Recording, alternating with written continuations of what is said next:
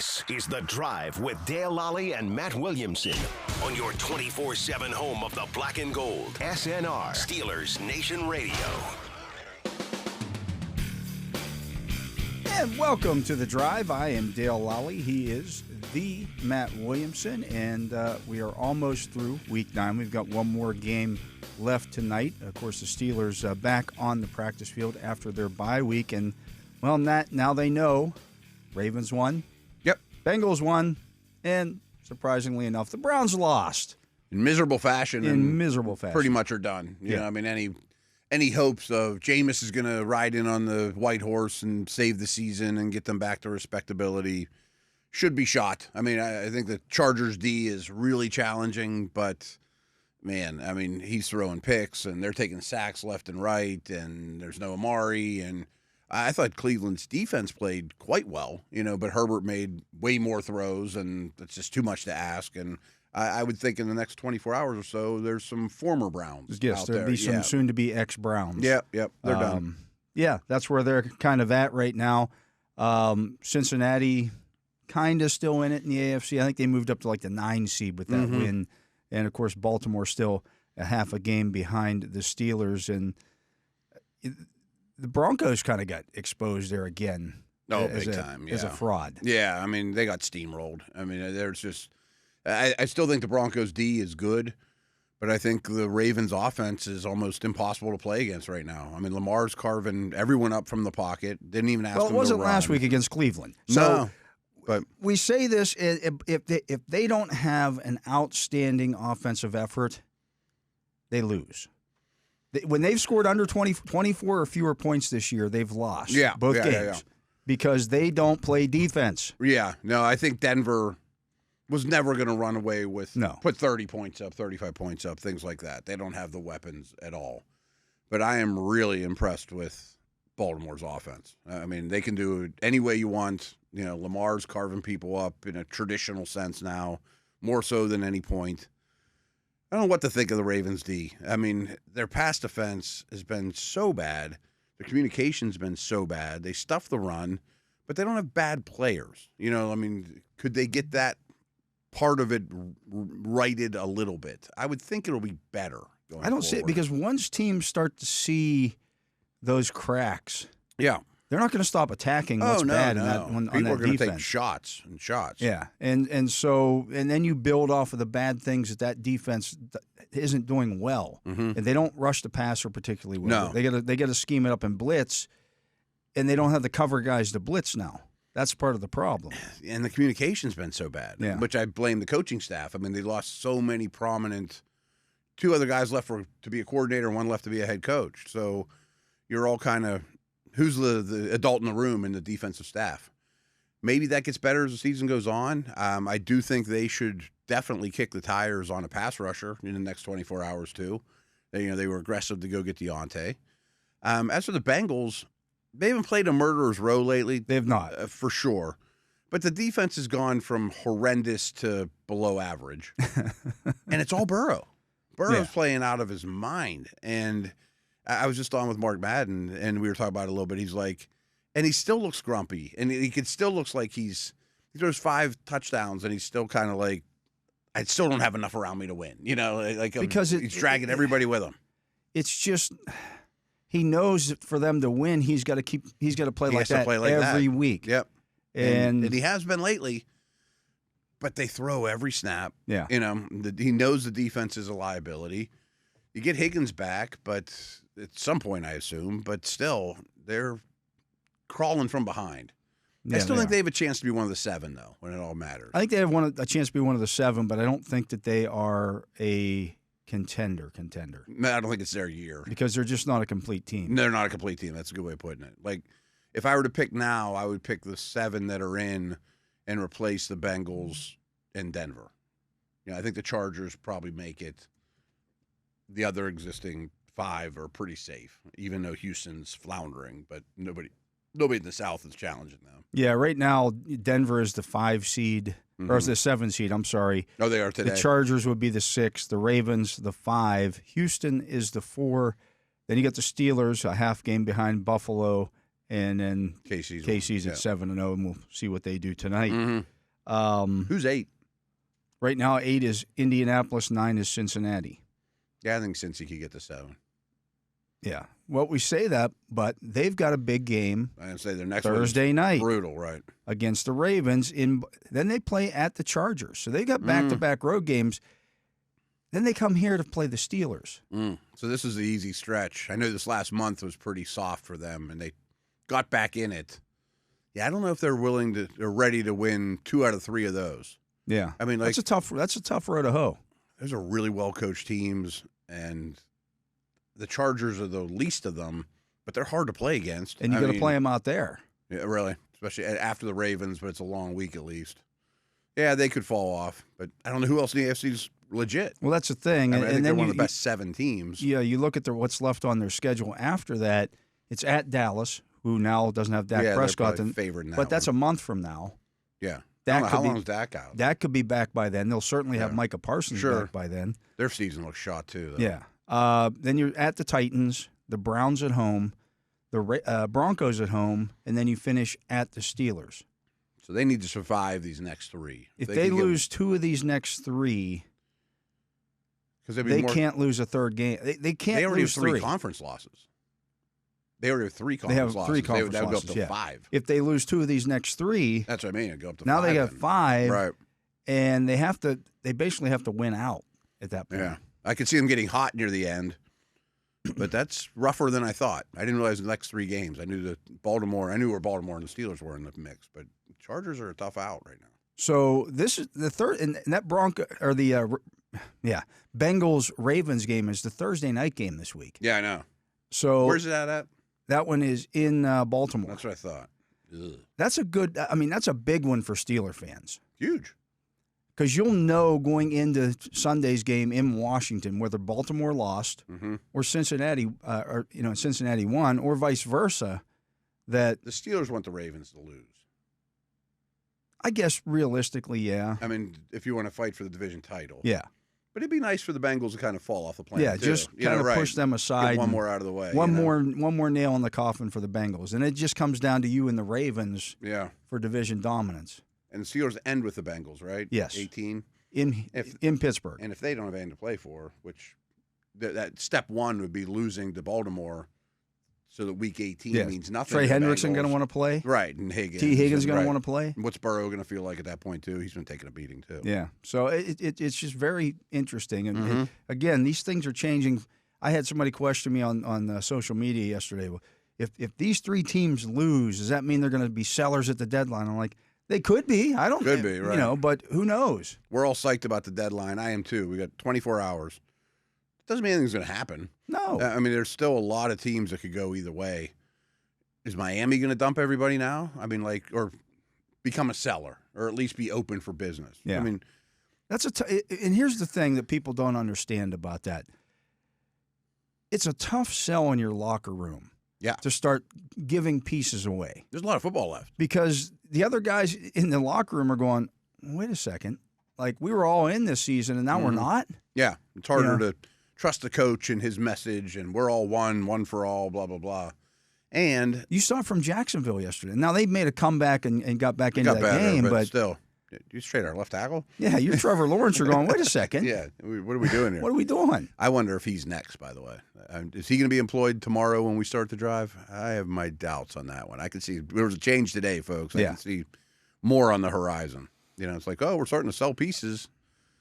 And they probably would have traded Kirk if he didn't get hurt. That's not a great message either. So yeah. So, right now, the hot rumors Cleveland is going to be a big seller. The Dolphins at 2-6 aren't in any better shape. No. At least Miami, I could sell my owner. This just wasn't our year. We have a good formula here. Let's get through this season and run it back and try it again next year. Cleveland can't do that. No. You know what I mean? No, they can't. No. So this is kind of a side note and probably a whole segment in its own. If the Saints, Browns, and Panthers, I can't imagine being their GM next. Those 3 are hopeless. The The Saints are $60 million over next year's salary cap. That's what I'm talking about. Like, I mean, there's with so many nobody extenuating that they can do anything with that really alleviates that. I mean, they do dumb stuff like 2 weeks ago they extend Kamara. You don't think the Chiefs would have given you a 7th-round pick for Kamara? He's probably worth more than that. I'm saying anything. I mean, like you just have to plan for living for today. He had 200 yards of offense. He's yesterday. Still really good. Yeah. Right. And unfortunately, Olave got hurt. But I mean, like, all three of those organizations to me are hopeless for years. Well, this is the problem with some of these franchises is that they haven't recognized where they're at in the equation.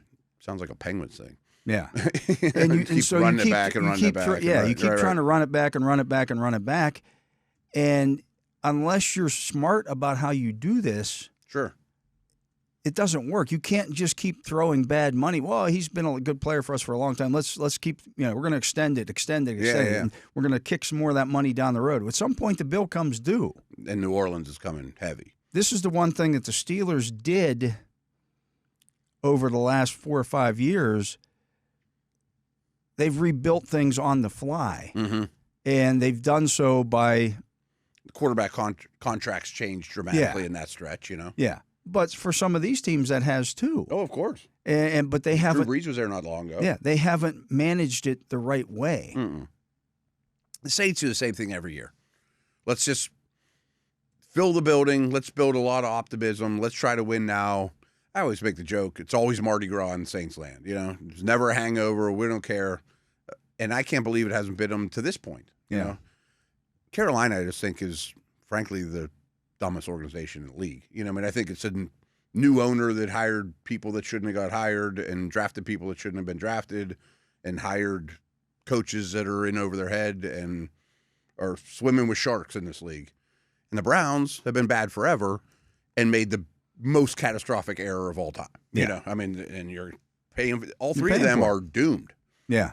I mean, there's some other organizations in bad shape, but those three are doomed. And this is what we've taught when the Steelers were in that 9-8 purgatory the last couple of seasons.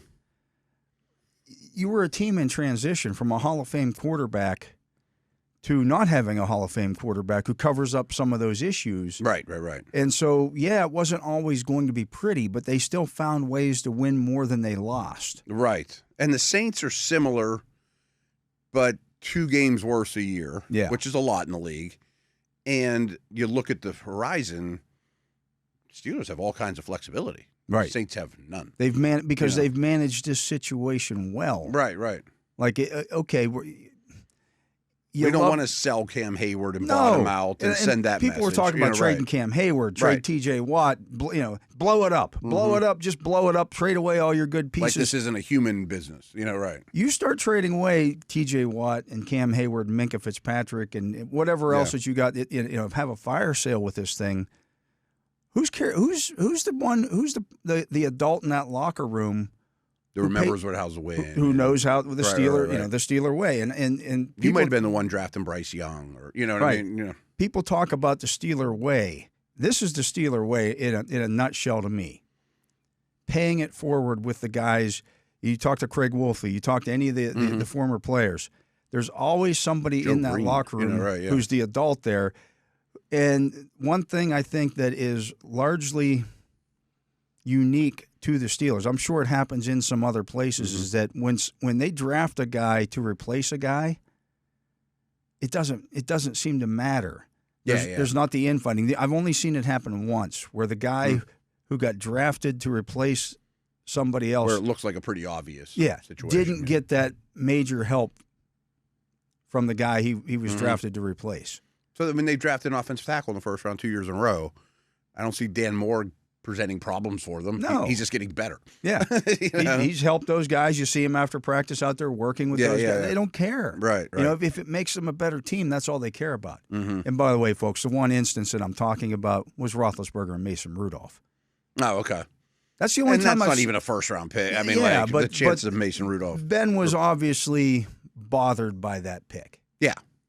I mean, it's not Rodgers and Love, but and you can be bothered by the pick, but you can still take it the way that Dan Moore is taking it, and say, "Oh, okay, you brought these first-round guys, and that doesn't mean they're going to automatically replace me. I'm going to be better than both of them. I'm going to bust my butt and get better, and I'm still better than them. Yeah.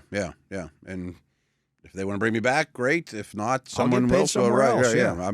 I have a lot of control in this situation. And I get it. Quarterback's a different position. Yeah, I say that. And Tommy Maddox went through the same thing when he was drafted. He was a first-round draft pick to replace Elway. Right. Yeah.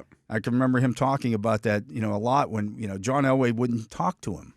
Elway was pretty shot from what I remember. He was, he was pretty late. Yeah.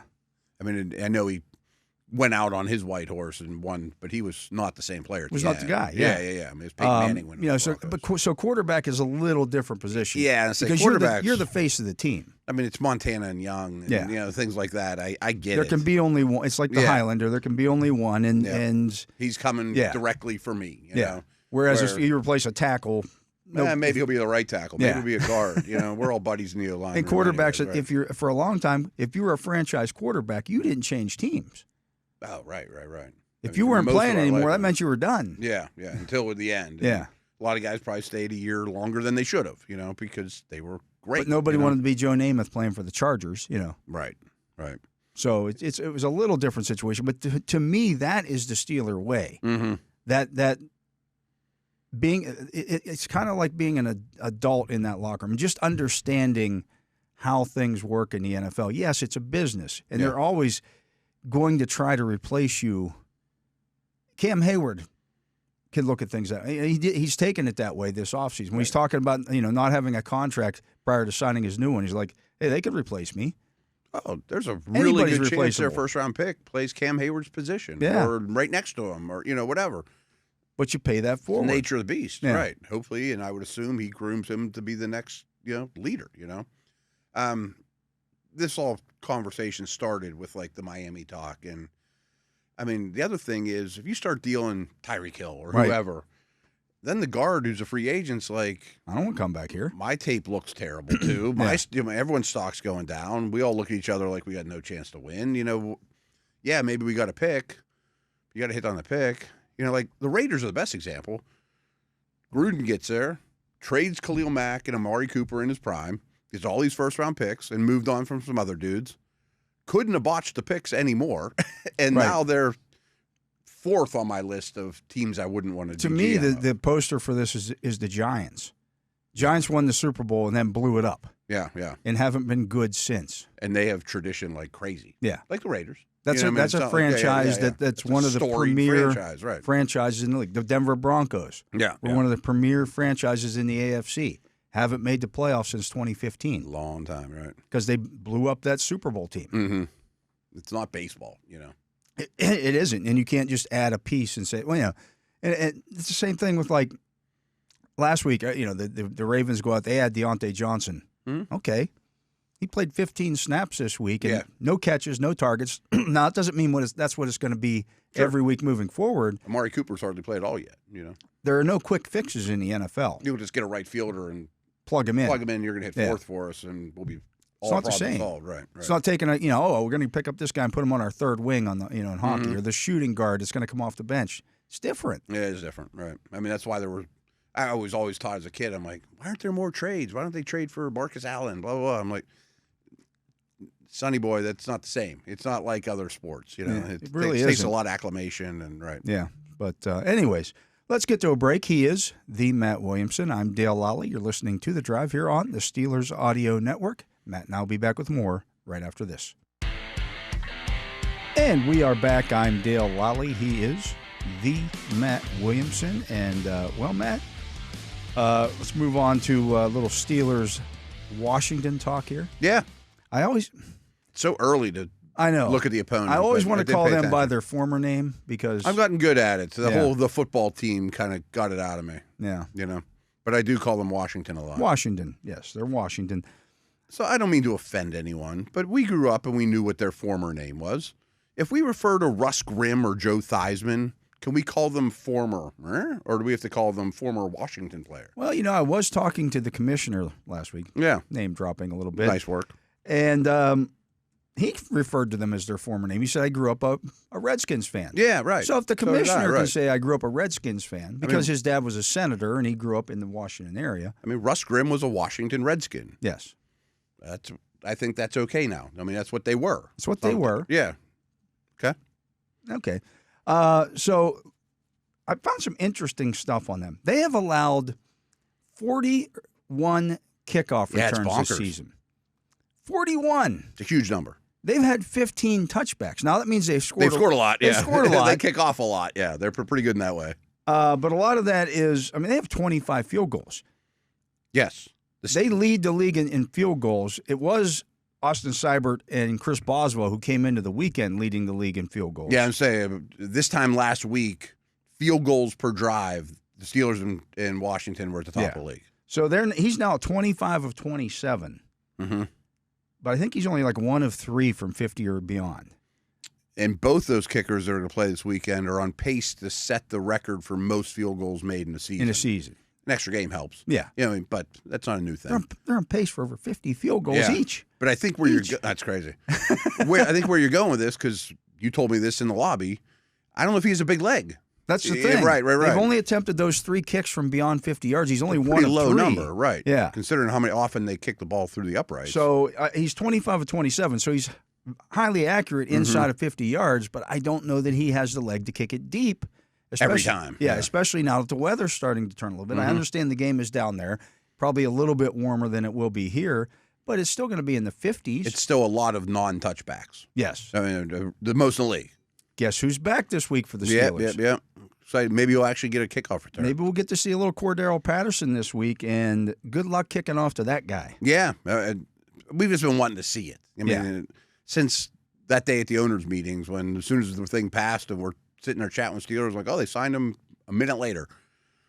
That's what he's here to do, amongst other things, and now he's healthy, and it's the perfect opponent for him. Actually, they signed him just before the rule was passed. Officially, yeah. Maybe a little. Because we were talking to Omar that day, actually, and he announced the signing. It was the day we were talking to him at the owners' meetings. He said, by the way, we signed Cordero Patterson. Yeah. Oh, really? You signed the best kick returner in history. Yeah, but he's more than that, too. He should be a nice boost to both phases. So 41 that they've given. Now, they've covered them pretty well. They're only giving up 25.3 yards per return, along with 39. That's actually what I was thinking, too. Like, I have not broken down this kicker. I just know his numbers. Maybe he's really good at placing it in the corner or something. Maybe they're doing it, and maybe he's got the biggest leg in the world. He's very accurate. Yeah, I say maybe it says really good ball placement. You know what I mean? I don't know. But again, if you're going to try testing that guy, right, and it's not like the Steelers' other kick returner. You're either kicking to Cordero Patterson or Jalen Warren in the open field.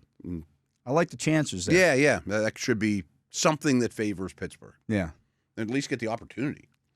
Right, because we just haven't seen that. Hopefully they're not kicking off too much in that game. Well, you don't want that. But the Steelers have only gotten 7 opportunities thus far. I know, it's really low. 7. And even without him back there. Yeah, Aaron Shamklin has been the leader in the clubhouse. He's got 4 kick returns for the Steelers. Not the scariest dude in the world. Yeah, you'd like that to be Cordero Patterson. Yeah. Oh, yeah. So that's a good phase. I mean, just the kicker aspect of this one is pretty interesting to me.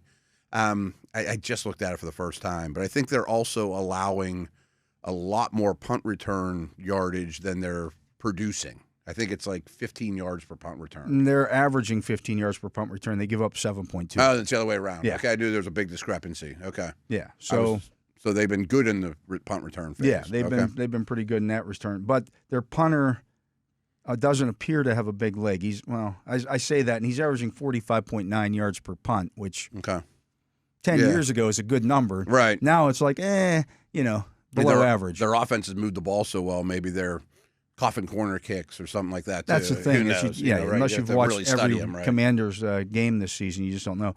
They also are a team, they've only thrown 2 interceptions, but they only have 3 themselves. Yeah. They've only lost 1 fumble. I would say the fumble thing's interesting. Yeah. They fumbled, I think, 10 or 11 times, only lost 1. And lost 1. That's flat out fumble luck. Yeah. Maybe 3 of them unsustainable. Right. I mean, again, if you watched all 10, there might be 3 of them where Jaden Daniels drops the ball, jumps right on it, no one has a chance. Okay, well, that's not a 50% chance. But history shows if you fumble 10 or 11 times, you should lose 4 to 6 of them. Yeah. And they've kind of been lucky. Yeah. It's not a round ball. It's oblong, and sometimes it takes weird hops. Yeah. Fumble luck, field goal luck, stuff like that's usually out of your hands. Yeah. So they've been a little fortunate in some of these instances. The Giants didn't have a kicker in the first game. Things like that too. Yeah. It's been a miraculous story. They're a 6-2 team, but I don't know that they're a 7-2 or 7. Yeah, 7-2. 7-2. They're a 7-2 team, but I don't know that they're a 7-2 team. If you understand what I'm saying. I 100% agree, and I think we did this last week. But just going game by game down their list, you can see the story a little bit better. Hey, 7-2 is great. That's fantastic. I thought they might get the first pick in the draft. I thought this was going to be a miserable year. I thought their O-line would be horrendous. I thought their defense would be horrendous. They traded Sweat and Chase Young last year. Forbes, the first-round pick, doesn't look like a player.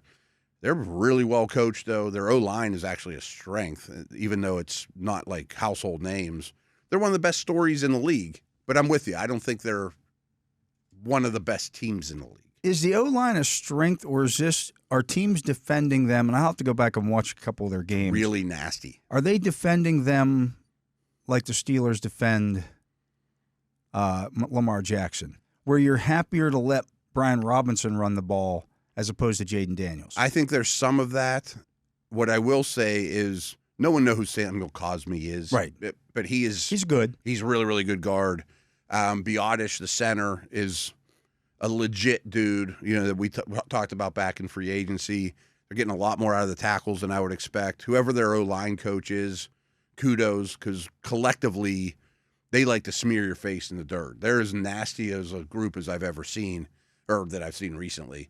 But like Lamar, and I'm talking about just a run game, having a weapon like that always is going to boost. It slows everybody up. But even before Derrick Henry, Lamar's running backs averaged like 5.5 yards. Yeah. Gus Edwards was over 5 yards a carry. Right. So there's having a immense talent at quarterback absolutely helps that. But yesterday, I went and looked at like the advanced stats from Giants Commanders, and that was the Giants' worst pass rushing day of the year. And it was their heaviest blitz day of the year. And we know how good their pass rush is. Yeah. They're doing a lot of things right. He's actually, Jaden Daniels, I looked this up earlier, has been better against the blitz than not blitz. He's killed it. Because I think part of the big reason he's for like that the only is one in the league. They throw a lot of screens. Yeah. I think I looked it up just before the show. They've thrown like 45 screen passes this year. Well, that's one way to beat a blitz if you're just tossing it over the blitzers' heads. Yep. So it used to be nobody would ever blitz the Lamars of the world, the Fields of the world, because, oh, no, what if he gets behind us? Now it's kind of become the opposite. And so I'm sure he's seen a lot of blitz. Tuesday's my day for that kind of stuff after all the Monday night stuff's already done. But he handles it well. They throw it down. They complement it with screens, as you mentioned. The line's better than you think. And the one thing has changed, but like his first couple starts, there were some crazy numbers that anytime he was pressured, he ran like 90% of the time. Like they told him, like, you feel anything, go. You're new here. And now he's handling it better. It's not just one read, pressure, go. He's digesting things much better.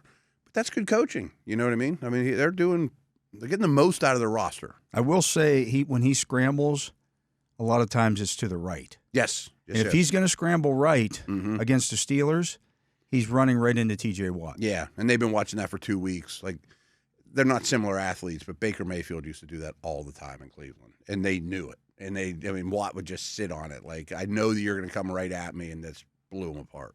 Yeah. So that'll be something to watch there as well. This goes back to his LSU days, but one of the things that worried me most about Daniels is he takes hits. Yeah. A lot of it's because he's tough and wiry like Lamar and competitive and doesn't want to slide, but doesn't protect himself real well. They give up 5.1 yards per carry. Giants had a lot of success on the ground too, just you like they did run against the Steelers. ball on these guys as long as you can keep it close and continue to run the football. I think that's what's happened when you look at they've outscored opponents 50-29 in the first quarter, 95-46 in the second quarter. They've actually been outscored in the second half of games, but they come out and get on you early. Yeah. No, they absolutely do. And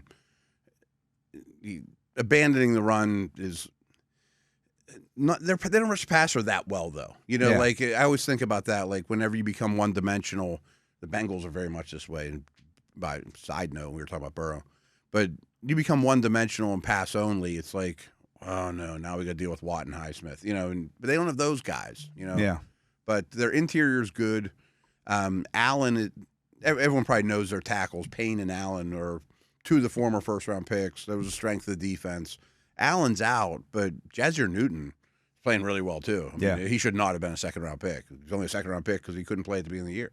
Yeah, so but they're more penetrators. Yeah, they're attackers. The defense does right, not stop the run well. So I'll be interested to see if the Steelers are able to get that running game going early. Mm-hmm. It's not a real talented defense. They're kind of out-kicking their coverage on that side of the ball. Yeah, absolutely. So, if they can take advantage of some of those things, They get a couple feisty guys, though, that we both like coming out. Senior still, the slot corner, and who was the dude they drafted from Illinois last year that we loved? The safety/slot. Oh, yeah. He's a good young player for them, He's changed too. his name to... yeah, that's why I wasn't sure about it. He was our second-round pick. Quan Martin now. Yeah, Quan Martin. Yeah, Quan Martin. Bobby Wagner's playing well. Luvu's a downhill, a Landon Roberts plus type player, too. So it's not like they're devoid of talent. They're good up the middle. Yeah. And yet somehow give up 5.1 yards per carry. Mm-hmm. Yeah, I think you can run on them. They don't have a lot of beef. No, they don't. And so, can the Steelers take advantage of that? If you look at the DVOA stuff, they're number 2 on offense. Yeah, that doesn't surprise me. 26th on defense. Yeah. Which is fine against the Giants and some of those type of teams, Which will get you wins against the Giants twice. Yeah. The Bengals, Arizona, Cleveland, Carolina, the Bears, and the Giants again. Yeah, exactly. I saw a stat on the Giants, actually, or the Bears, I should say. The Bears They were a disaster yesterday. are 0-15 in their last Sunday road games. Wow. They haven't won a Sunday road game under Matt Eberflus. They happen a lot. It's usually when they do play. Wow. I think his seat's warming up real fast. 0-15. I mean, he's supposed to be a defensive guru, and they're getting gashed by the Cardinals yesterday. And honestly, 0-15. They probably should have won that game in Washington 2 weeks ago. Against Washington. Yeah, it was Hail Mary, right. A Hail Mary play. Mm-hmm. The Giants beat them the first time around if they have a kicker.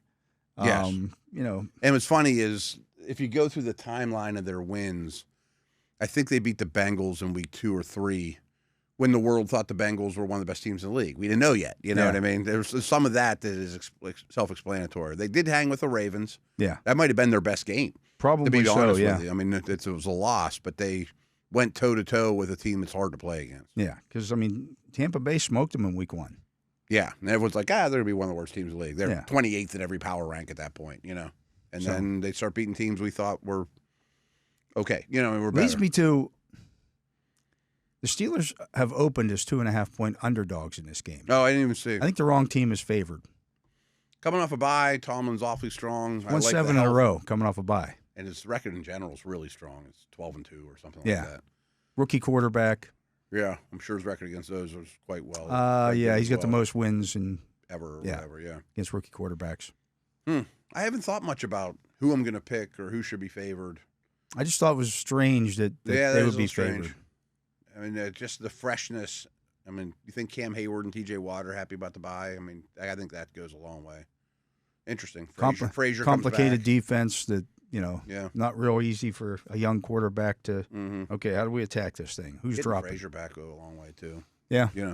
So it's not a great time to play the Steelers. No, and this is one that the Steelers will need to win, I think. I mean, looking at what's coming down the road, I just think this is one that they really need here. I thought at least this would be maybe a pick'em game. I couldn't believe they were getting 2.5 points. I'm a little shocked. Again, this is first time I've heard these things, so I do know that the perception of the Commanders is, wow, these guys are unbelievable. Daniel's one of the best players in the league. I get some of that, but when you dig in, I don't think they're a juggernaut. No. So we'll see. I mean, that's why they play the games, and it is there, which never helps. But no, right. The Steelers have shown they can go on the road and win in this league. Mm-hmm. If the O-line plays well and Wilson plays like he did, they'll be in it for sure. Yeah. So we'll see.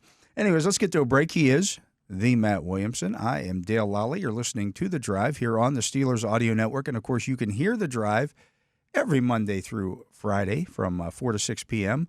We are live here on Steelers Nation Radio. And, of course, you can also download the Steelers mobile app and get that loaded right into your phone. It just appears it's easy, yeah. magically. Yep. Magically. There it is right there. And you can also watch us on YouTube. We appreciate you doing that as well. And, they seem to go better for some reason. Get more viewers when the Steelers win. I don't know how's that work? Yeah. You guys don't want to watch or listen to Steelers talk if the Steelers lose. Nah, screw them. Who cares? Right. Whatever.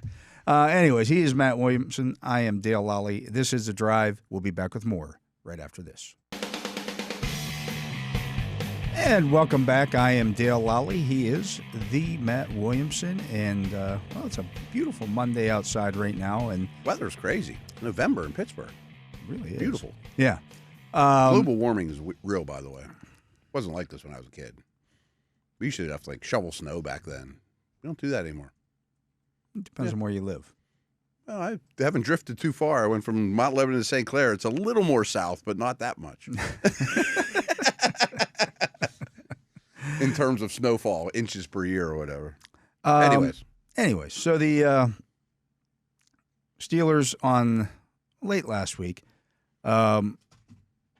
cut Dylan Cook. They released Dylan Cook, and people were asking about that. Oh, are you guys going to talk about Dylan Cook? Well, today they re-signed him to the... I was shocked when it happened too, but now he's on the practice squad. They re-signed him to the practice squad today.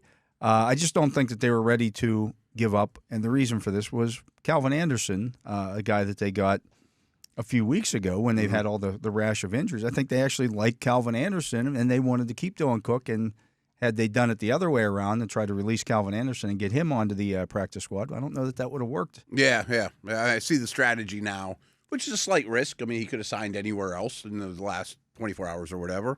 But now you got both guys. Now you got both. Good, right. Yeah. So you got a little bit of tackle depth for the first time in a long time. Yeah. So, and I thought they liked him.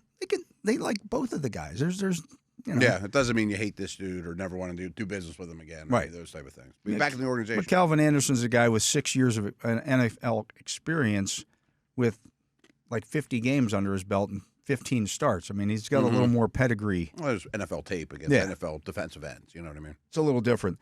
We've seen some movement, as you mentioned. The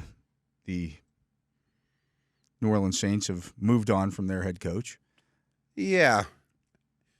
Remember when they were 2-0 and the talk of the... Oh, they were number one in DVOA. They were up here in the charts. Greatest team ever to start. Blew the doors off everyone the first two games. They were number 3 in the power rankings. Yeah. They were all over. It was hard to deny. I mean, they won by 40 in the first each game. One of those was against the Panthers, though, I think. Yeah, I think so, too. Yeah.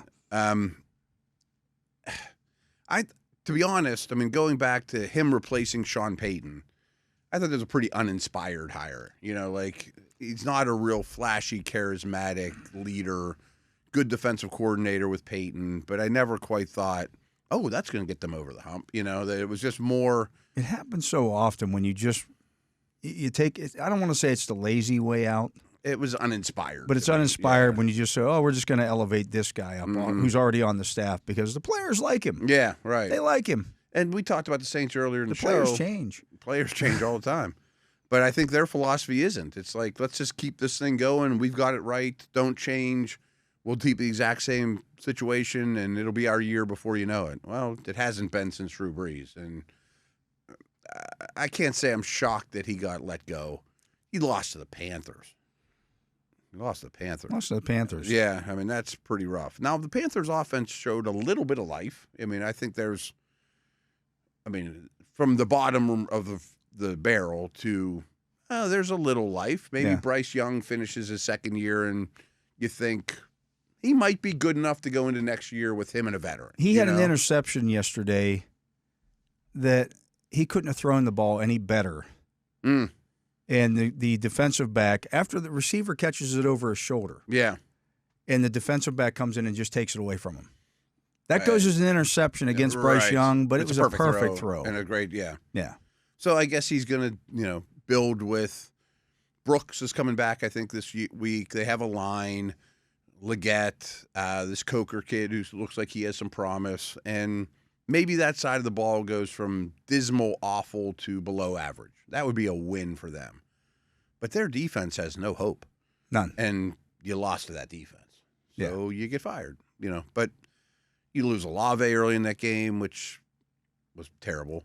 They've had all kinds of O-line injuries. The way the team is constructed is not conducive to long-term winning. So I don't know that he's a bad head coach, but I always thought he was a defensive coordinator kind of masquerading as a head coach too. Yeah, the Raiders also made some changes. They fired their offensive line coach, James Craig, quarterbacks coach, Rick Scaringrello, and Luke Getsy, who's his offensive coordinator. To me, their offense hasn't been the issue. I mean, they went to Ritter on purpose yesterday. They knew going into this season, had to know going into the season, they didn't have a quarterback. I think everyone on the planet knew going into the season that they had the worst quarterbacks. Yeah. Like, at least Deshaun Watson maybe would have turned his life around, or Bryce Young, or the guys that flopped. But you look at their two. They didn't even have Ritter at the time. They went and got him because they're just throwing. It's kind of like the Steelers did a linebacker and safety last year. Let's just go get anyone and see if it works. Well, it's not going to, Yeah. And they don't have much around them, and you trade your best offensive player a couple weeks ago. I'm not defending Luke. I'm rooting for him in a big way, but he hasn't exactly excelled with the Raiders or Bears either. But it's not – these Saints and Raiders situations are the worst in the league, give or take, And at some point, you have to look at the situation. You just mentioned Getsy was in Chicago and then with the Raiders, and you're like, maybe it's not you, it's them. Oh, Chicago looks terrible too. Yeah. I think that we saw a head coach get let go. That's number 2 so far this year. I think there's some seats that are really warm. To mention Eberflus, they've never won a Sunday game on the road under Eberflus. That's hasn't quite sunk in with me yet. That's bonkers. That's so terrible. They're 0-15. And they got embarrassed. I mean, the defense is smoked. supposed to be the defense is supposed to be the backbone of the organization, and got run on over and over and over. And they can't pick up a blitz to save their life. And Caleb Williams is swimming, to say the least. And, I mean, at best, they're a year away. I mean, from being in the mix. But winning on Sunday, not in Chicago, would help. Yeah. I think his seat's warm. I think Jacksonville's seat's warm. Dallas is getting there. Dallas is getting there. Yeah, Dak Prescott now out several weeks. They're not going to win many of those. CeeDee Lamb's injury, not as serious, but that's an AC joint. Not good. Not good. I mean, Parsons comes back, but I can't imagine Jerry being happy with this season. No. No way. No, because they were another one of these teams that's in it to win it. Yeah. And you're not going to win it. Not going to win it. So I think all those are – I don't think Chicago gets let go during the season. They're still hovering around 500, but I don't know that he'll be back next year. The Cardinals, the surprising 5-4 NFC West division leading Cardinals, traded for Broncos pass rusher Baron Browning. Did they really? You surprised the Broncos are selling right now? A little.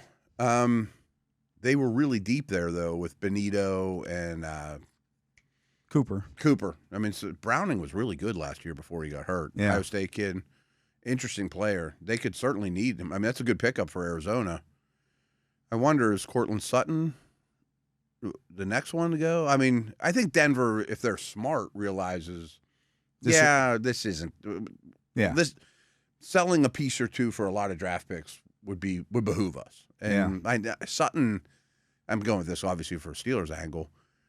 He's by far their number one in terms of usage, targets, all that stuff. But he's not special. Right. You know what I mean? And they've drafted a lot of these young guys. He'd be a number 2 almost anywhere else. And you'd be happy with him. Yeah. I mean, he's not T. Higgins as number 2, but he's a good player. He's a starter everywhere, no doubt.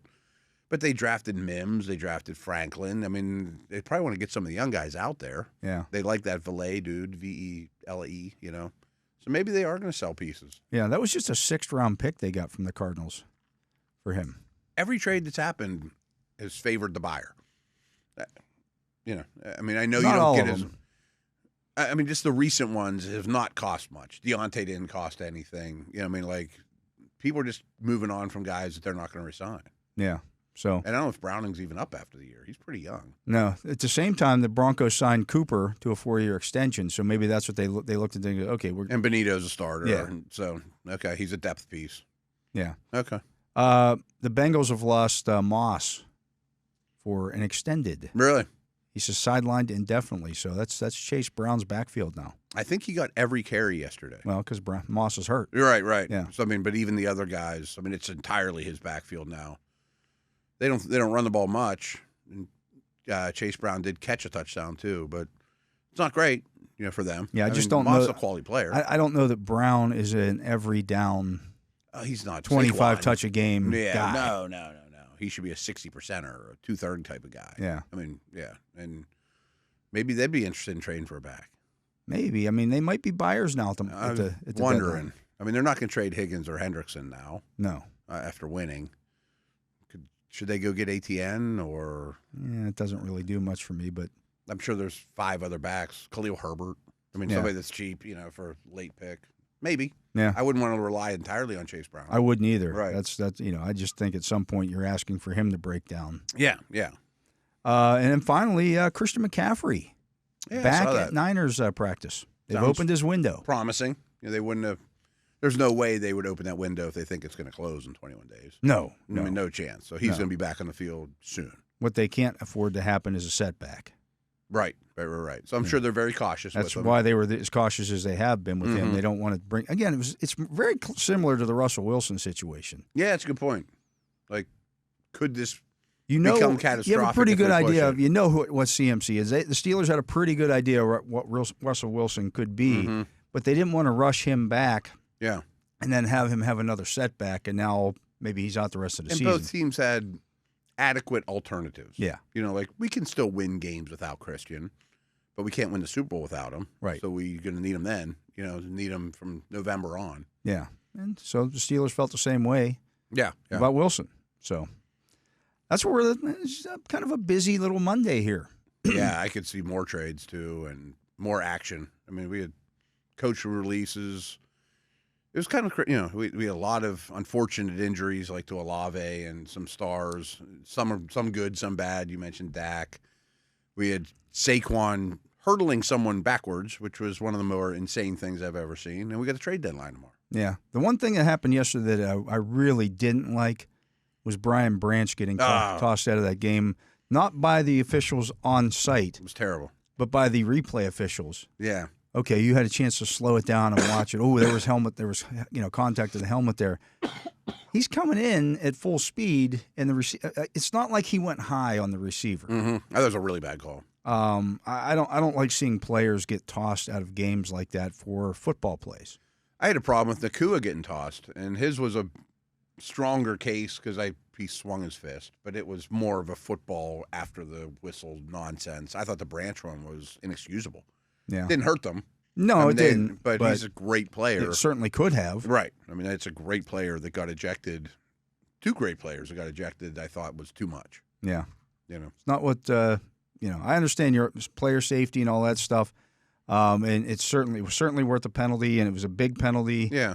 But ejecting the player, this isn't college football. Part of it he brought on himself afterwards because he was taunting the fans and all that, but it ended up being a 30-yard penalty and an ejection. Well, the second penalty wasn't for taunting the fans. It was because he flipped out on the officials after they told him he'd been tossed out. Yeah. I guess that's what I meant.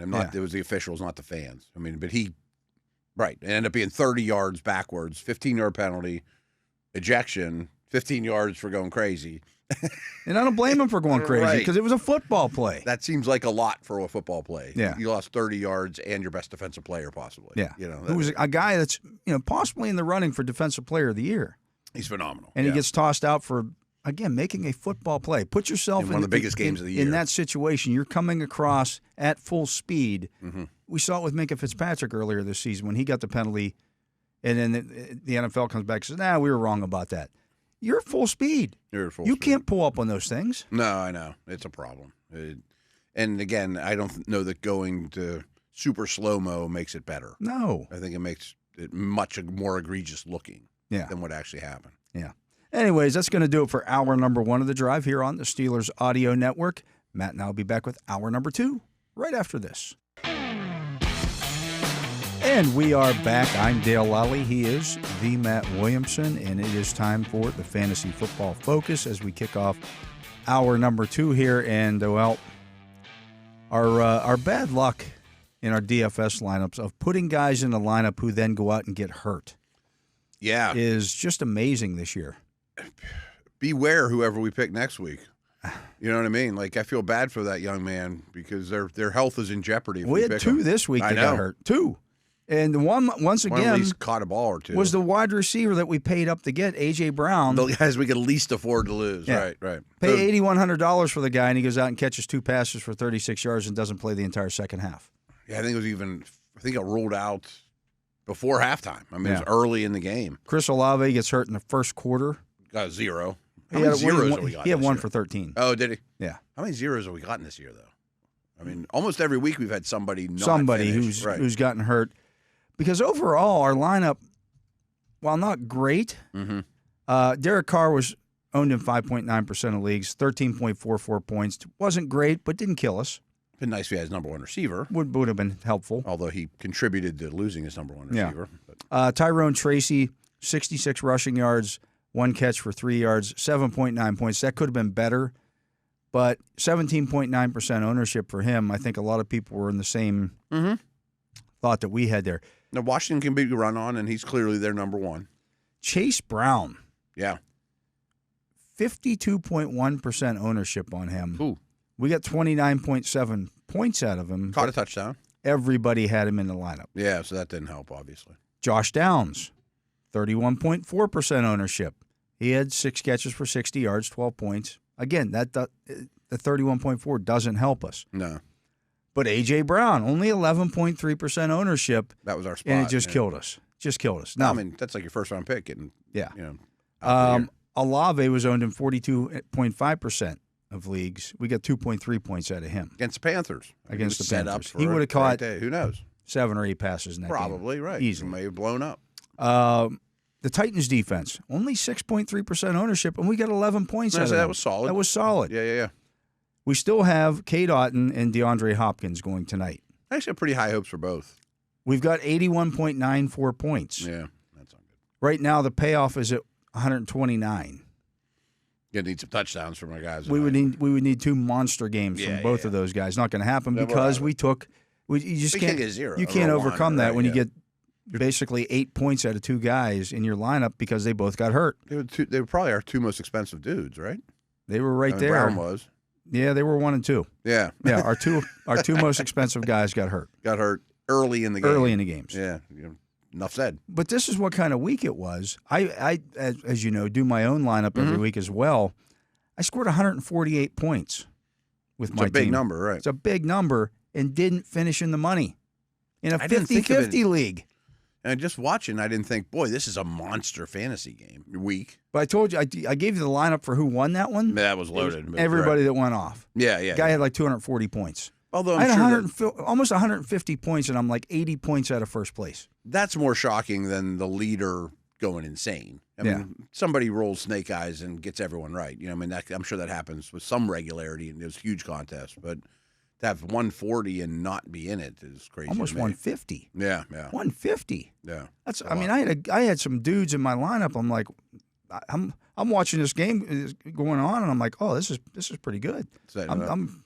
I'm killing it this week, and I look at it, and for a long time during the day, I was in the money, and then I'm sure you didn't have any zeros or guys that left early. Yeah, I look at because I had Kirk Cousins, good game, 18.78. Yeah. Devin Achan, it's one of the guys, 32.1. I had Tracy in the lineup. Malik Neighbors got 14.9. Olave killed me. Darnell Mooney, good game. Yes. Taysom Hill at tight end, 16 points. Is he in every week starting fantasy tight end now? Especially with the Olave sideline. Like, who else can touch the ball besides him and Kamara? No, I don't. I mean, it's a miserable team. Yeah. I had Jake Ferguson in the flex, got 14.1. And I had the Rams defense that scored 22. Wow. And I didn't finish in the money. Well, again, Olave killed you. If I get 10 points out of Olave, I'm in the money. Yeah. I'm going to say that's obviously the sticking point here. Yeah. That's just the way stuff goes. If you pick one of those guys and they don't do anything for you. You get a little unlucky. Yeah. And that's been a lot of zeros this year, too. Looking at this week's top performers, Geno Smith, 363, 3 touchdowns, 3 interceptions, 7 sacks. I would say their protection's so bad. Yeah. I mean, he's taking a beating. He's forcing things. Rams front's good, but their protection not that good. Their protection's like as bad as the Patriots now. That's why I started that Rams defense. They were cheap. Yeah. And I said, they're going to get sacks. They'll get sacks. Yeah. I think they go into a bye. They need to figure some things out. Yeah. I forget which podcast I was listening to, but it was like Cross, the left tackle, good player. The other 4 starters could all be replaced. Yeah, and Charbonnet's really bad in protection, too. Yeah. He's like the third down back. Matthew Stafford, 298 and 2 touchdowns with an interception. So only one 300-yard passer. And all those points were scored this week. Yeah, that's strange. And he lost Nakua. I forget what point of the game, but that didn't help Stafford. Darnold had 290 and 3 touchdowns. Justin Herbert, 282 and 2 touchdowns. He was sacked 6 times in that game. Yeah, he was under pressure a lot. They're throwing more, though. Lamar was only 16 and 19, but had 280 passing yards and 3 touchdowns. I think he had a perfect passer rating or whatever. Jordan Love, 273, but did not throw a touchdown pass. He was struggling, too. The weather was not helpful. That's why I had him, and I picked up Kirk Cousins this week. I started Cousins. Yeah. I just wasn't sure about Love's hamstring injury. I think it's a groin. Or groin, I'm sorry, groin. Which would be a really and I saw the tough, weather, and I'm like, sloppy, wet field. I'm not going to do that. His guys were dropping passes, too. And they've been dropped a lot of drops all year. Burrow had just 251, but 5 touchdown passes. He played great. A lot of multiple touchdown passes. Josh Allen had 3. Kirk Cousins had 3. Aaron Rodgers had 3. Yeah. There's been a lot of weeks where the leader, like 2 guys had 2 and nobody else had 1. So that leads to some of the. Yeah, so 2 positions get fantasy points then, obviously. Only 7 100-yard rushers this week. Saquon, 27 for 159. Is he top 2? And a touchdown. Is it him and Henry? Or are they the best fantasy backs? Yeah. Clearly. Yeah. Yeah. Kamara had 29 for 155. He's not far off. He's been really good, too. Yeah, catches a ton of balls. Yeah. Tony Pollard, 28 for 128. What's interesting about that offense, I mean, they played the Patriots. It was a bad game, of course, but everything now since the trade is going to Ridley and Pollard. Yeah. I mean, it's consolidated. So if you have those 2 guys, you should be pretty happy. Chase Brown had 27 for 120. Talked about him before. Yeah. James Conner, 18 for 107. And he was, I don't know if he was dinged up or tired, but Benson kind of vultured a touchdown off him, too. Conner was running all over those guys. Derrick Henry had 23 for 106 and 2 scores. Only his long run was 20 yards in that game, so it was kind of more of a grinded out kind of thing. They let some other guys get involved late, too. Yeah. Joe Mixon, 24 for 106 and a touchdown in that Thursday night game. He's been great, too. Drake May just missed. He had 8 for 95. That's the thing. I mean, I forget who I was listening to. Like, it was a fantasy segment. He's still an injury waiting. He takes some big hits. Oh, he takes some huge hits. But if you put him in the Bears offense and Caleb with the Patriots, the fantasy points he'd be putting up. He has nothing around him in New England, but he's built for fantasy. Josh Jacobs had 13 for 95. He wasn't 100% either. He wasn't 100%. Yeah, he gave up he got vultured on a touchdown. Yeah, the other 2 guys got involved. Bijan Robinson, 19 for 86. He looks tremendous. J.K. Dobbins had 14 for 85 and 2 scores. He scored twice. Yeah.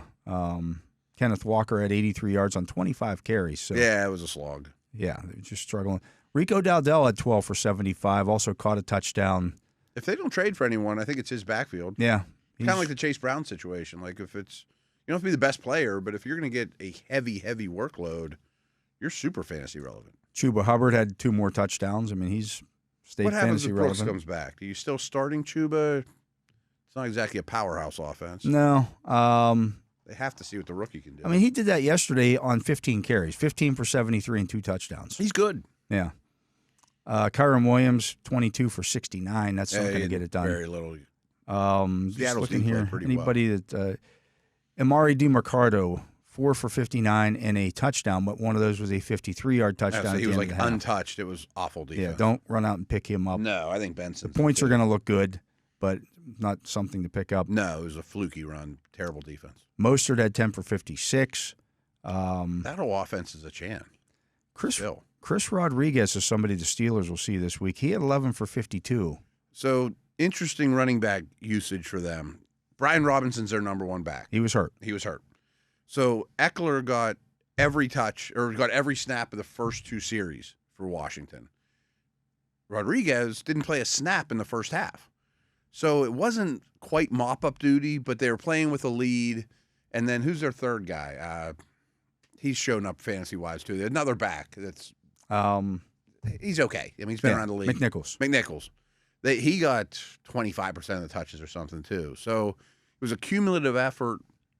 Don't know exactly how they'll handle that against Pittsburgh. They want it to be Robinson and Eckler. You know? So, and I don't think Robinson's injury is huge. Like, no, he tested it before the game, and he was a game time. Didn't go. Yeah, they're probably happy he didn't. They got to win. 11 100-yard receivers this week. Wow, and that's with Brown, Olave, London, Lamb, all getting hurt, like big dogs. Yeah, getting hurt. Jackson Smith-Njigba blew up. 7 for 180 and 2 touchdowns, sitting on my bench. And I lost by 2. Still, I lost by 2 points, less than 2 points. Metcalf's out or was out. Smith-Njigba went crazy. They threw the ball a lot. Yeah, he didn't do that last week when Metcalf was. He had like 6 for 60, but it wasn't. Yeah, I traded him this week in a dynasty league, which I'm not thrilled about. But good return, but you know. Justin Jefferson, 7 for 137, but didn't score. He also threw a 22-yard pass. Yeah, I mean he's great. He's great. Yeah. Zay Flowers, 5 for 127 and 2 scores. He had a really good game. If Denver could tackle. Yeah. That doesn't happen, but apparently they forgot how to tackle. Is he a sell high with Deontay Lumen? I would. I think. I mean, you get a lot for Zay Flowers right now. Yeah. The problem is it was 5 for 127 and 2 touchdowns. So it looks better than what it actually was. Mm-hmm. Their passing game's clicking, but I think he's a sell. Tank Dell, 6 for 126, didn't score. Cortland Sutton, 7 for 122 because the Ravens can't play pass defense. Mm-hmm. Quentin Johnston's back, 4 for 118 and a touchdown. He had a 66-yarder. And that was a blown coverage, too. Yeah. So I wouldn't get too excited about him. McConkey's still their number one. Jaden Reed, 5 for 113.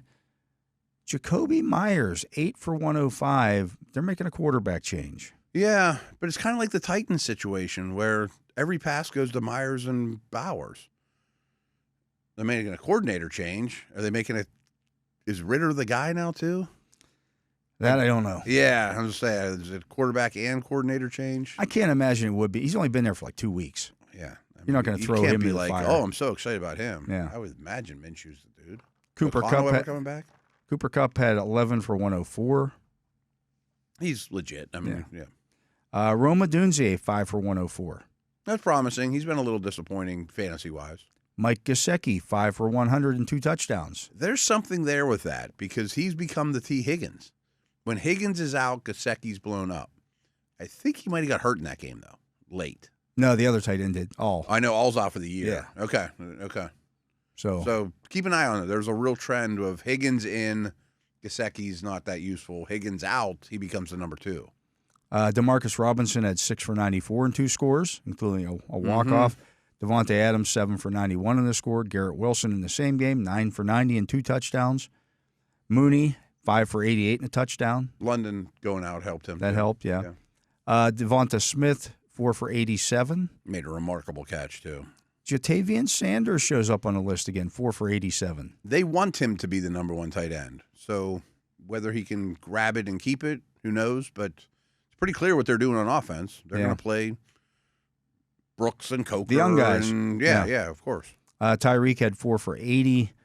Still not what you. It's not the same. It's not what you wanted. And Waddle's not being used hardly at all. He had like 0 up until. He had negative yardage.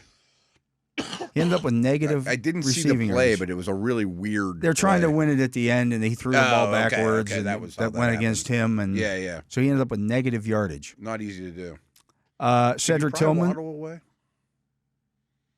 They just signed him. They're not trading. I don't think they're going to try to move either one of those guys. But. Cedric Tillman, 6 for 75 and a touchdown. He's real. He had 11 targets in that game. I think he's had like 25 over the last 2 weeks. Yeah. He's their best receiver, and Jameis is good for fantasy. Jerry Jeudy had 7 for 73 in the same game.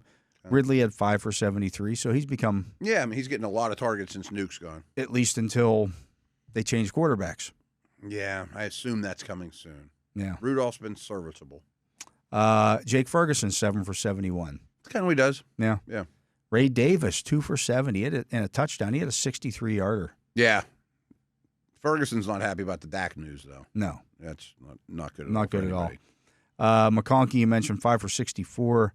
Josh Palmer also had 2 for 63 and a touchdown in that game. Too, yeah. So, Nothing real. One other guy that's on here that's probably not in a lot of leagues is Noah Brown for Washington. Steelers will see him this week. 5 for 60 for him.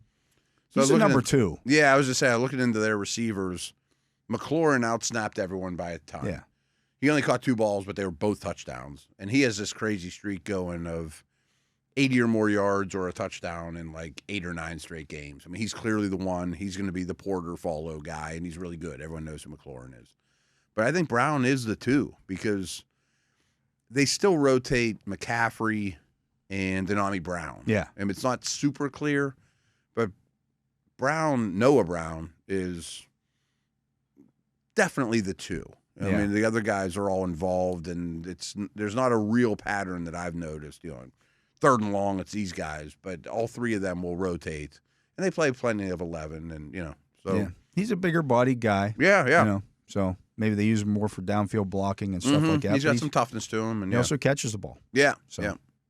I wouldn't mind if he would have been a Steeler when he's floating out there. Yeah, but that's the look at this week's fantasy football top performers. Got a game tonight. Got a game tonight, still withstanding. That should be interesting. He is Matt Williamson. I am Dale Lolley. You're listening to The Drive here on the Steelers Audio Network. Matt and I will be back with more right after this.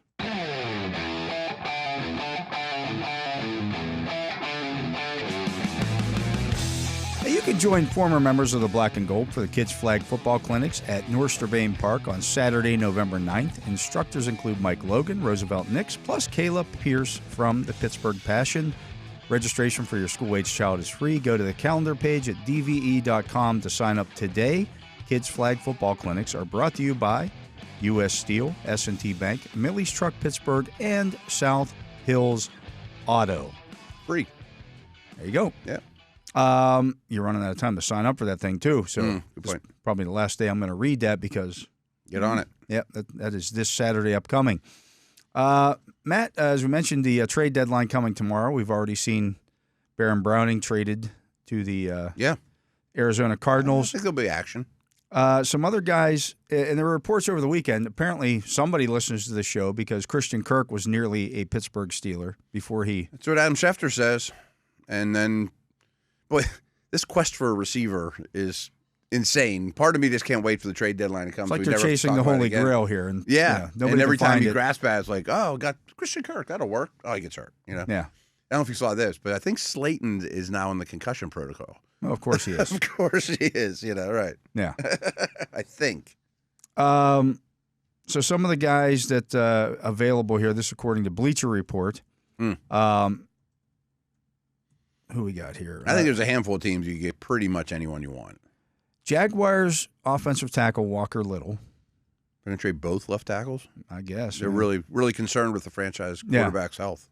Browns cornerback Greg Newsome. That makes sense. He's got an expiring contract. They're not going to re-sign him.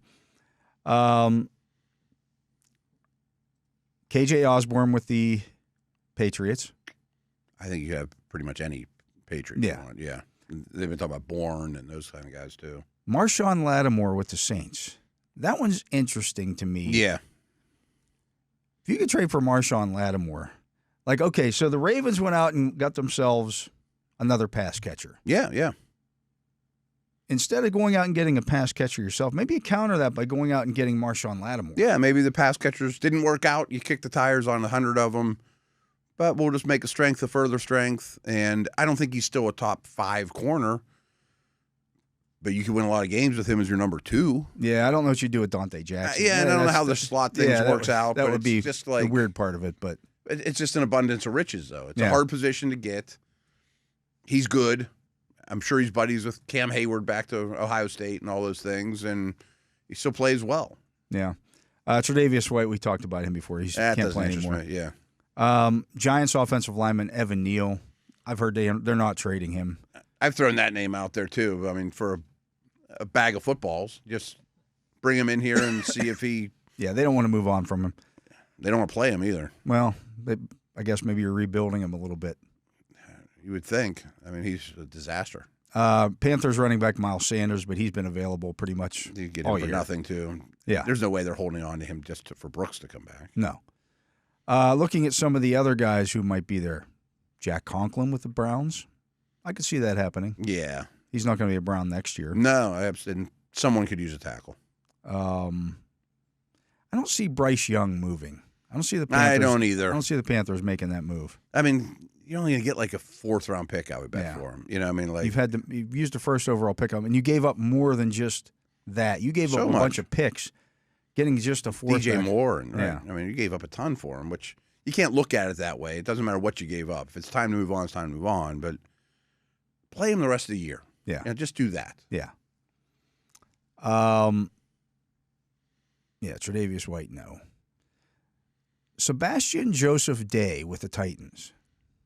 It's funny you brought up the Titans, because I was asked about Jeffrey Simmons. I can't see them trading Jeffrey Simmons. I wouldn't think so either. But Joseph Day is a high-quality, tough guy lineman that would fit in very well here. Yeah. I would ask about Simmons. I mean, they have a lot invested in off-season acquisitions. They need to find a quarterback in some way. They're a team to call in general. And I know everybody's defensively. Everybody's focused on wide receiver. But if you can make your defense better. I say, if you can give me a D lineman that can play meaningful snaps, let alone a big-time one. I'm just talking about even just like a quality one more. I'm always in favor of that. I mean, if I was ever in charge of a team, which will never happen, I would always have an extra D lineman. When in doubt, give me another one. You don't need one, but the second round rolls around. There's a great one there. Take him. Yeah. Buda Baker with the Cardinals. He's been constantly. They're not trading Buda Baker now. They just made a trade for a linebacker. They're in first place. They're not trading Buda Baker. No, there's no way. He's their leader. I mean, he's their Cam Hayward. I mean, there's no way. He's like one of their only building block type guy. Or, foundational defensive players. I mentioned Osborne. He was a guy that was available during the offseason. Mm-hmm. I've always kind of liked the player, but he's not an upgrade from what the Steelers have. Van Jefferson level or maybe slightly less. He hasn't had a great season. It gives you better depth, yeah, but it doesn't make you a better team necessarily. I remember having these off-season conversations, on the drives, going, well, what if you take KJ Osborne or Westbrook Akine or somebody like that and a day 2 pick? Right. Which the day 2 pick came, but they're not getting anything out of that at the moment, But he doesn't solve all your problems. No, or, not at all. Maybe even upgrade. He's a depth guy. Zadarius Smith with the Browns, I think he gets traded to Detroit. That's been heavily rumored. Like, I wasn't sure if that's official yet even. Yeah, at some point, I think there's a number of teams who are really interested in him. I think Cleveland's probably just holding out to see what they can get. Mm-hmm. He would be like a Liao here. I don't even think he's kind of a square peg round hole. He's 32 years old. Yeah. The Browns are going to trade him here anyways. Yeah. We mentioned Lattimore. What about Jonathan Jones with the Patriots? Which Jones is he? Is he the little slot guy, or they have a lot of Jones corners? Yeah, I think he is. Is he the one from Houston that's real small? Yeah. He's really intriguing. I think I'm almost certain, he had off-the-field stuff coming out of Houston. He did. He's also 31 now. Oh, then that's not the same one. Oh, okay. Because there was one that was drafted a lot that's in like a second or third year. That's a slot/returner. Oh, could even be like a offensive player. You got too many Joneses. I was saying that's why they're all boring first name Jones. It's not like they distinguish themselves. Yeah. That one's okay. I mean, he's not in their long-term plans. He'd be a depth guy. He'd be number 3. At this point, I want to see what Cam Sutton brings to the Steelers defense. And Trice isn't going to be out long, right? No, he's eligible to return here in a week or two. If you want to get Lattimore for nothing, okay. I think if the Steelers add to the defense, I think the defensive line is the way to go. I totally agree. I'd like a big, established interior D lineman. Chase Young with the Saints. I think he gets moved. Like, if I'm the Ravens, I'm calling. If I'm the Lions, I'm calling. He's had a pretty good year. He's the new Jadeveon Clowney. He's a total mercenary, early pick. Be on a new team every year. Clowney could get moved, too. Yeah. He's an injury there, too. Baldinger put out a video of Clowney the other day. Look at all this great stuff he does. I'm like, show the lowlights. Yeah. He also only wins one way. He's not bendy. I mean, he runs through you. He's a real long-armed power dude. He had a good year for the Ravens last year, but he's never lived up to the hype. No, never. And there's a lot of lowlights. Yeah. I think Chase Young's a better player. No, I agree. I agree. He can still bend the edge a little bit. Yeah. And then the big pass rusher, I can't imagine the Giants would move on from Azeez Ojulari. Is he up after the year? I think he might be. I mean, he's one of these situations where it's kind of a better version of Baron Browning. He's 24 years old. Right. I understand they have Burns and they have Thibodeau. Right. But at this point, Thibodeau, he's had half a good season. Mm-hmm. And he's injured now. Yeah. I mean, he's on IR. I think he's due back soon. I guess the reasoning for putting Ojulari on there is you could get something for him. You could. The Cardinals traded for Browning. Well, they could get something for Brian Burns, too, if they're going to go that route. Yeah. I don't think that's what they're willing to do. But yeah. Some of these guys that moved recently, could you get them? I'm not saying even Devontae Adams, but if you're the Jets, you should consider trading Devontae Adams. You're not winning anything now. It's a failed experiment. Get out. Sell him for 80 cents on the dollar. That would be a bold move. It would. Yeah. But nobody ever admits defeat like that in the NFL. Especially not 2 weeks after the owner said, we're going to kick everybody's you-know-what. Yeah. The rest and of the you way. won one. Now they think they're back. Now they think they're back in. Yeah. When you're not. They're not. I think they're – I don't know. It'll be an interesting second half for them, but I can't imagine they get in the final 7. Yeah. To me, more realistic targets for the Steelers. If you're looking at a wide receiver, Tyler Lockett. Lockett would be intriguing, for sure. Yeah, I keep hearing DK Metcalf, and I'm like, I don't think they're giving up DK that's Metcalf. That's a lot.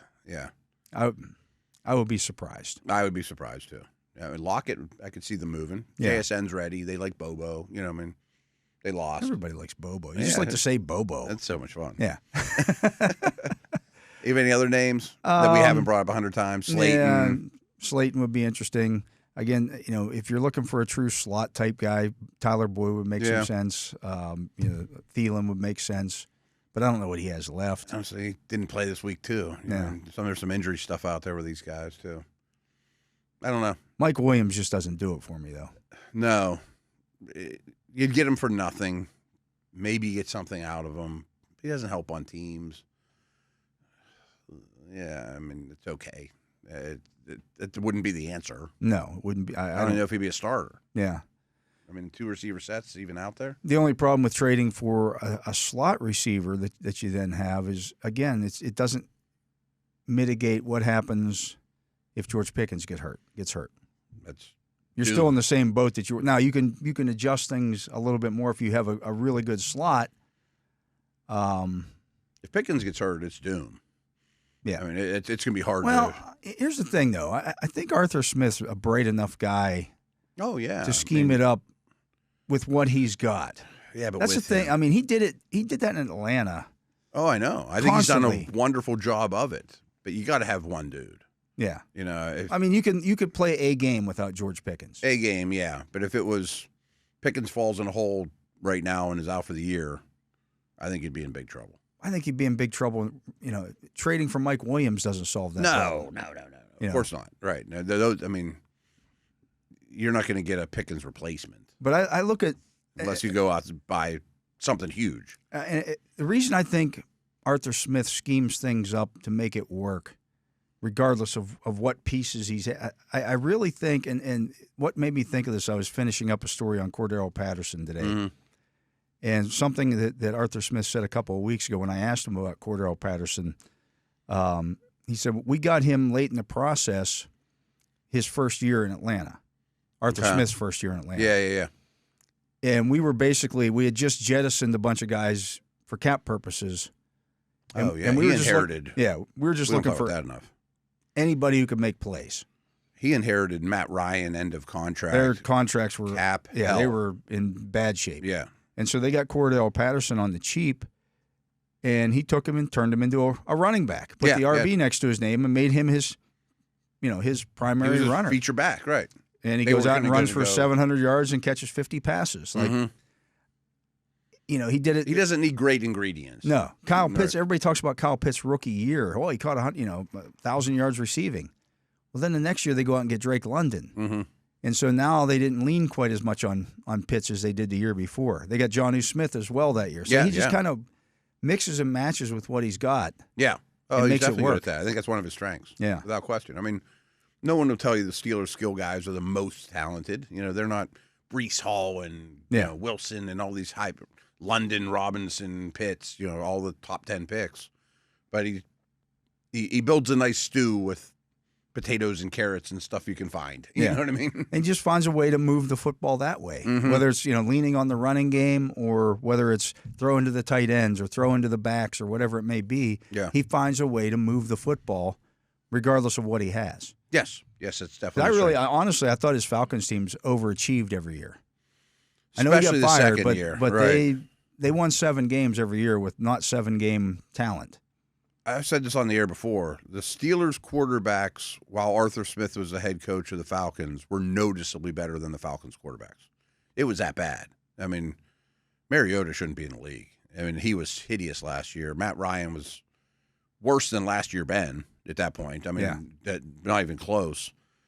Ritter shouldn't be considered for a starter. What he did in those seasons is akin to what Mike Tomlin did in 2019. The Duck year. Winning games like that. Oh, despite your quarterback. I mean, flat out despite the quarterback. Really low completion percentage. And they had a line and they had dudes too. Yeah. For a lot of it. So, if the Steelers don't make a trade for a wide receiver, I'm not going to – it is what it is. They tried. They couldn't get one. A lot of it was – I had somebody come at me on social media. Well, they because I said something about, it's – you can't overpay for these guys. We got to overpay. No. Give me the definition of overpaying means you paid too much. And frankly, it's been a really good year for the Steelers. But if the Chiefs look at it like, man, we just lost Kelsey, I'm going to go spend more than I should for a three-peat.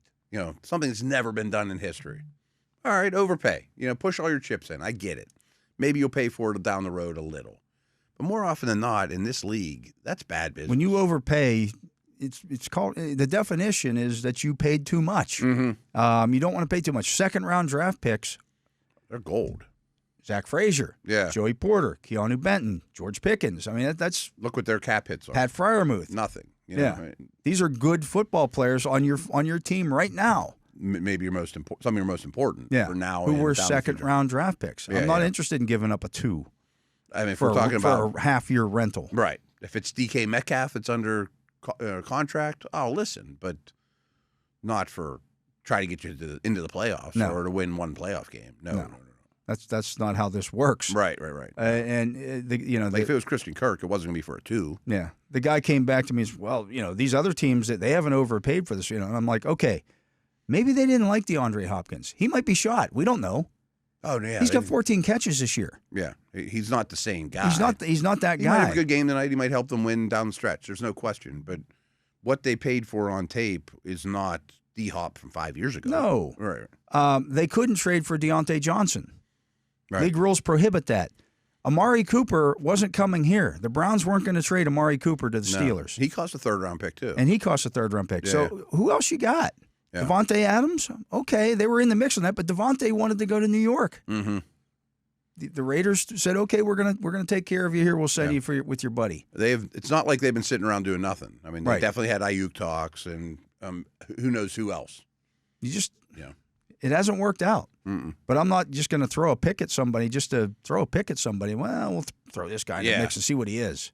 Obviously, they've had a price in mind, a type of receiver in mind, and realize it's a need or a want. Right. But just because the trade deadline is tick-tock coming doesn't mean, we've talked to Team X for 3 months. They want a 3. We want to give them a 4. Oh, we'll do it now. That's not going to happen. No. I mean, it's still the same cost. The business model hasn't changed. No, and I think you do. In many cases, it's why they're called negotiations. You do have to stick to your guns somewhat because, if you start giving in on those things, then the next guy's going to come in and go, well, I can get them to – if all I have to do is ride this out, I can get them to give up something that they didn't want to give up. And I get the impression just from afar watching Omar work trades, because he's done quite a few, he's pretty patient and sticks by his guns, like – crocodile blood. Well, it's not just Omar. Yeah. Wow. Somebody above Omar has to sign off on this stuff, and he's a pretty patient guy too. Yeah, and the whole organization as a whole. Yeah. It's not a a comet just flying through the night. Collect shiny new things. How's that worked out for the Jets, by the way? Panthers. Yeah. They're definitely shiny new thing collectors. Yeah. The teams that do that typically don't do real well. I mean, hey, DeAndre Hopkins could go off tonight. Yeah. But he might not. Mm-hmm. I don't know if he's still any good or not. Yeah. I don't know. I have no idea. I'm trying to remember what they gave up for him. Was it a 5? Yeah. It was conditional or something like that. That's a fair price. It's a fair price, but you're rolling the dice that, I mean, you're talking about a guy who was missing games early in the season because of a knee injury, and he's 32 years old. Yeah. So he's done very little this year. Yeah. Now, if you can get Adam Thielen for a conditional 7, all right. Yeah. But I'm not interested in giving up a 2 or a 3 for some of these guys that are out there. No. I mean, it had to be a star. Yeah. Like before he got hurt, I'm like, what would it cost to get Olave? You're in a mess. You probably shouldn't trade that guy, but you got such problems. Well, that ain't happening. It's not happening now. There's no chance it's happening next 24 hours. Yeah. I mean, Tyreek Hill for a 3? Okay. Yeah. Waddle. I mean, somebody like that. Yeah. We're easily talking that neighborhood, but are they on the market? Right. It takes 2 to tango. This is not Madden football where you just, I'm going to throw this trade together and I can make this work. And it just goes through. Or like our pre-draft trades, like, we're going to move up 3 spots and throw in a 7th deal. That doesn't quite work that way. It's good for radio. Yeah. Real human emotions here with guys who also have to sell tickets and answer to their owner. Yeah. Hey, what do you mean we just traded this guy? What are you talking about? You got to go to Miami's owner and be like, we just re-up Tyreek and Waddle and you want to deal him? Just because. So you're telling me that the season's over? Is that what you're telling me? Just because the quarterback got hurt for a little bit? Yeah. And now we can't compete? It's a tough sell. Right. We'll see. It'll be a fun 24 hours, though. Yeah, we'll see what happens here. Maybe something gets done. Maybe it doesn't, but it's not the end of the world if it doesn't. Mm-hmm. Again, we won't have as much to talk about, because we've been talking wide receiver stuff for a long time. It won't break my heart not to. No. The Ayuk stuff was excruciating. Yeah. That's a part of my life. I mean, if there was a dude that was an obvious upgrade, all right, I get it. Oh, yeah. But just making a deal to make a deal, And a lot of it's just dried up weirdly, like the Kirk injury and things like that. Yeah. And there's been some bad timing luck involved in every step of the way here, too. Yeah, I agree. He is Matt Williamson. I am Dale Lolley. You're listening to The Drive here on the Steelers Audio Network. When we come back, we're going to go through the Steelers real quick, position by position, do a little first half grading here. All right. We'll do that right after this. Welcome back. I am Dale Lolley. He is the Matt Williamson. And Matt, as I mentioned, we're going to go through the Steelers roster here real quick, position by position, and give a grade for each position. We'll start here offensively. The wide receiver position, what do you got? Up till now, or how I feel this second? Now. C. I think Pickens' numbers are not close to how good he is, but I don't think it's a high-end receiver room. I'm just talking about how they've performed, not what you think of the group as a whole. Well, I was comparing them to 32 other wide receiver units. Is that not how you want to structure the? If you were grading this as a sole course by itself, not looking at anything else, how they have performed? Then I would say a B. I think they've gotten a lot out of that group, especially lately, that I didn't quite see coming. I think Pickens is developing into a star even more rapidly than I thought. Yeah, I'd say B minus. I think they've gotten some above average plays from guys that, Scotty Miller had the one game where he had 2 big catches that kind of helped them win that game. Calvin Austin's made a couple of big plays. Van Jefferson's they've made some plays. Yeah. The offensive line. Well, it's tough. It's been ever changing. I think there's a lot of hope there. And I think it should be Frazier coming back is going to do a lot. I'm going to say B minus. There's not always been holes, and they've allowed a fair amount of pressure over the course of the year. Yeah, I would agree with that. Yeah. For what they've done and what they've done it with, it's been. It's an ever-changing environment. Yeah. I wish Jones was further along. Yeah, that's the minus part of it. Yeah. The tight end position. B plus. Pruitt's a dude. I mean, I'm not saying it's Gronk and Hernandez. I'm not comparing. You mean Darnell Washington? No, I think Pruitt's an important player. I think Washington's turning into a real asset. Freiermuth, somewhat underutilized, but high-quality player. Yeah. I think I'm more of a B- there, too. I think there's more. I think it's kind of an untapped Mm-hmm. I think the Washington potential. stuff's starting to get tapped. Yeah. No, I agree with that. Quarterback. Again, I'm not comparing them to Mahomes and Allen. And, right. I think they've gotten a lot out of what they've invested. I mean, a ton from that perspective. I give that an A-. I think they've gotten way more out of it than I think a lot of people, right? Certainly nationally, expected to get out of that. I'm kind of looking at it from the perspective of if Genie came out of the bottle on opening day, ready to kick off, and said, "You'll get this out of your quarterbacks." They've gotten 14 touchdowns out of their quarterbacks. I'd say, give me that all day long. Yeah. Yeah. Running back. Better than that, but I still feel like we haven't even gotten a thing out of Warren. I just know what he's capable of.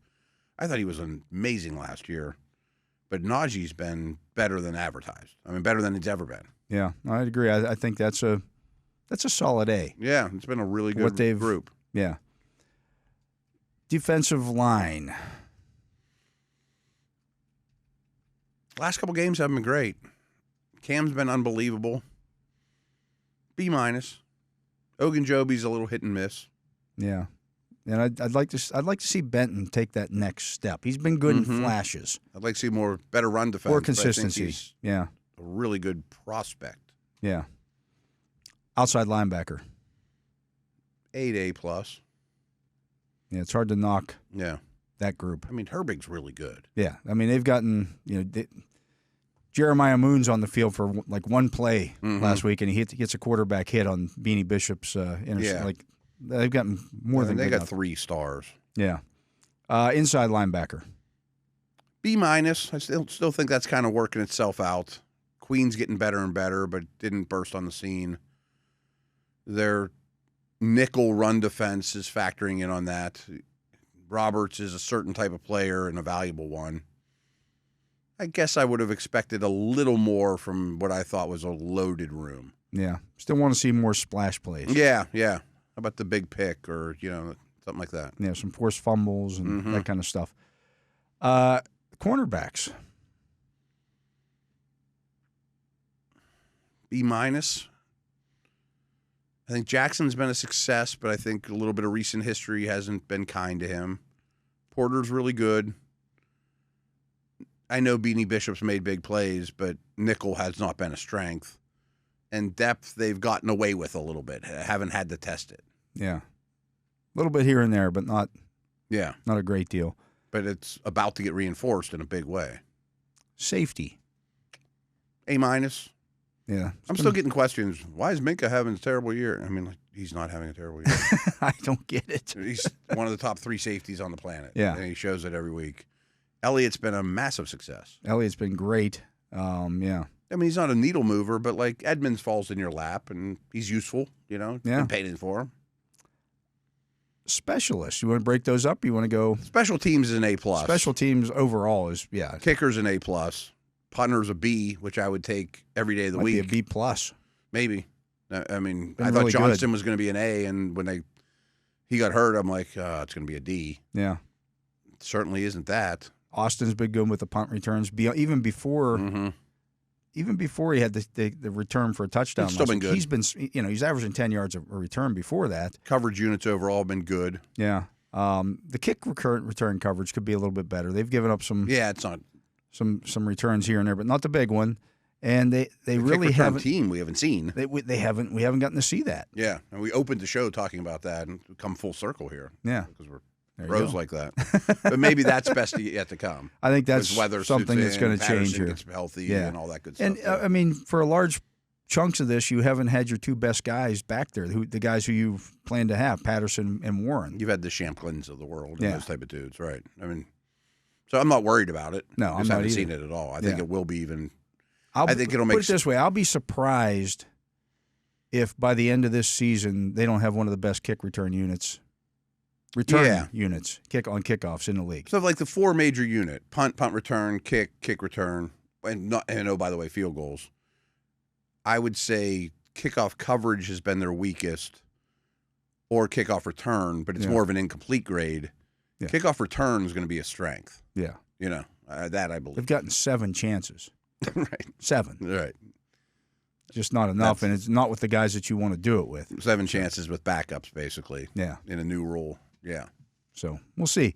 But, overall, you have to be pleased where they're at. 6-2. Yeah. I think it's a B+, A- start to the season. First half of the season, everyone listening would take these results. Yeah. I think if you're looking at what the coaching staff has done, we gave a couple of A's there to the running backs and the quarterbacks. I think the coaching has been really good. They've won with 2 different quarterbacks. They've had multiple their share of offensive injuries. lines. The offensive lines, yeah.